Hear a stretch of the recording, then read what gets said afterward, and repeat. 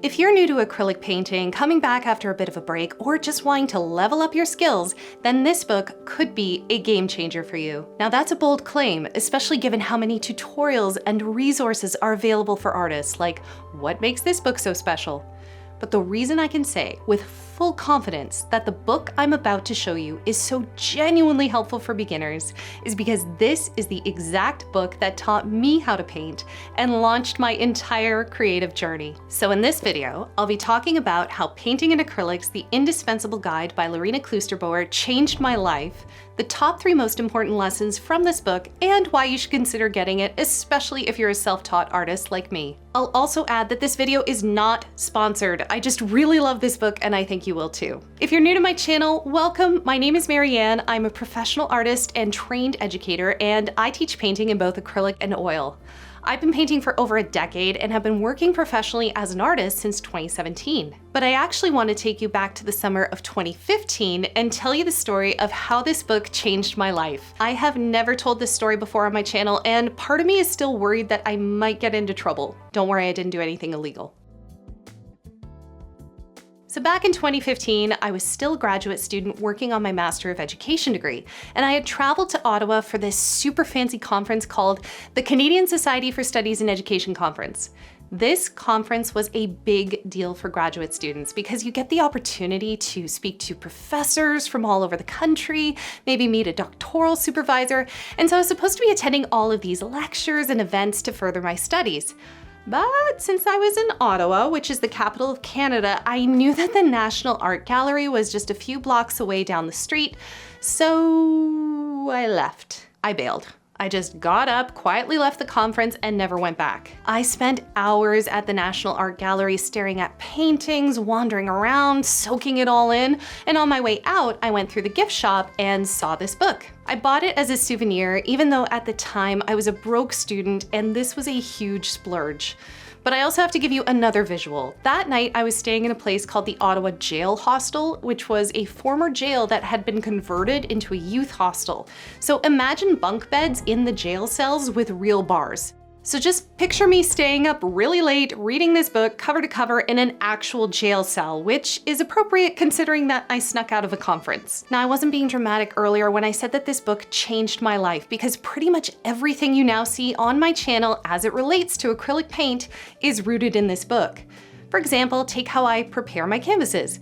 Before I read this book, I used to paint on a pure white canvas straight from the art store. I didn't prepare it or do anything to it, I would just put the drawing on and paint. I didn't actually realize that you can tone your canvases with another color or sand them down to make them smooth. This is now a non-negotiable part of my painting practice and gives my paintings a much better foundation. Or using a wet palette, which keeps my acrylic paints wet and workable for hours. She teaches that on page 35, and you will never again have to worry about your paint drying out mid-session. This book is just chock full of so much information, and for pretty much every single problem that you might encounter, there's a solution in here. Now, because of this, I was basically able to skip over a lot of the trial and error that I otherwise would have had to figure out on my own, which helped me go pro so much faster.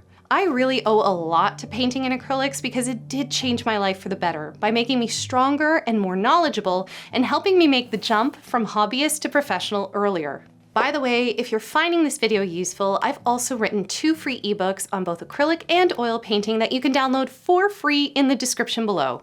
They have been downloaded by tens of thousands of artists all around the world, and I would love to send you a copy absolutely free. Now I'd like to share my top 3 favorite lessons from the book. The first is that you don't need that many paint colors to get a lot of range. When you're first starting out, trying to figure out which paint colors you need feels completely overwhelming because there are just so many different variations of each color. You might be in the market for a red, only to be faced with 10 different variations of that hue when you go into an art store. As an example, before I read this book, I bought this tub of cadmium red medium because I thought that this was just red. Basically, I eyeballed it and thought it looked the closest to what I thought was a primary red. This turned out to be an expensive mistake because this tub was about $40 Canadian at the time, and I still haven't even used more than half because this particular red isn't nearly as versatile as other reds. For getting started, Lorena Kloosterboer recommends a limited palette of 3 or 4 colors plus titanium white. The colors that she suggests are alizarin crimson, cadmium yellow light, ultramarine blue, burnt umber, and titanium white. Now, I have tested these colors together extensively, and they have become the workhorses of my palette. They are super versatile, and they would definitely be on my list of recommended colors. Now, if you've taken my color mixing course or my painting flowers in acrylic course, you'll know that I love a split primary palette, which is where you have a cool and a warm version of each primary color for maximum range. This basically allows you to mix all of your colors at the highest possible saturation.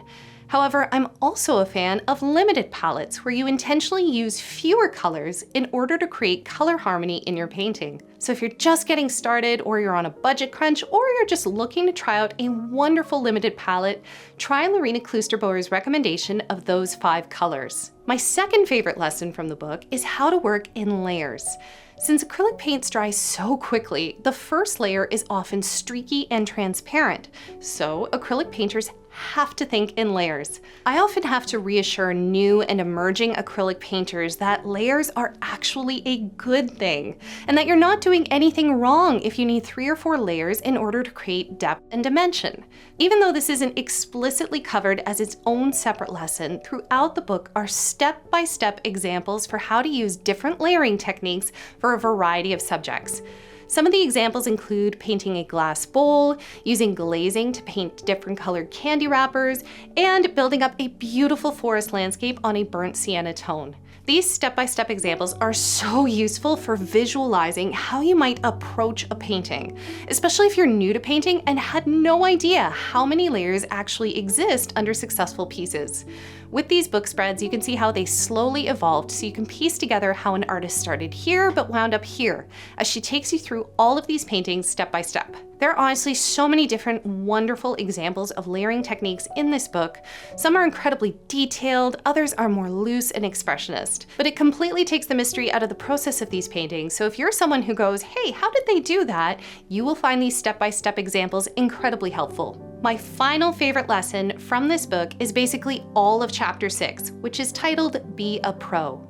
This is where the book really dives into the things that no one really tells you when you're first getting started.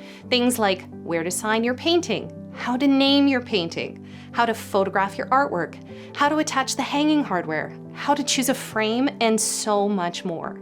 Even if you aren't planning on taking your painting practice pro and you're just planning on painting for the pure joy of it, in particular, knowing how to photograph your painting is absolutely critical.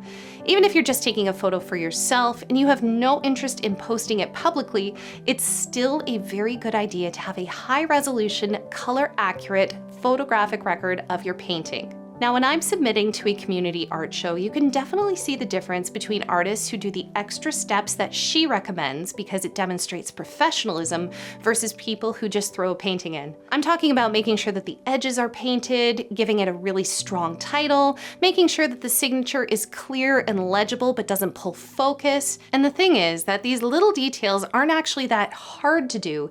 You just need to know what to do. And that's why I chose this as my third favorite lesson from the book. Because when you're ready to level up your skills as an artist, it's really all about the little things, and this chapter walks you through.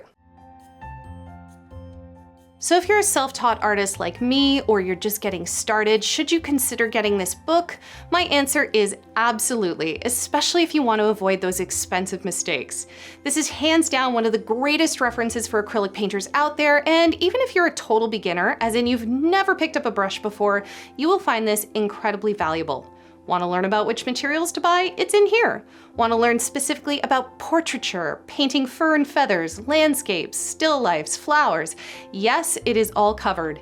Interested in different mediums, color theory, blending techniques? You get the picture, it's all in the book. But what about for more seasoned artists? Like, let's just say you are an intermediate artist and you're looking for a really good acrylic painting reference book just to have on hand? Well then yes, I would say this is a fantastic resource for you too. As I was rereading this book to make this video, I was still picking up little morsels of information that I had somehow missed. I was remembering techniques and tools I haven't used in a really long time.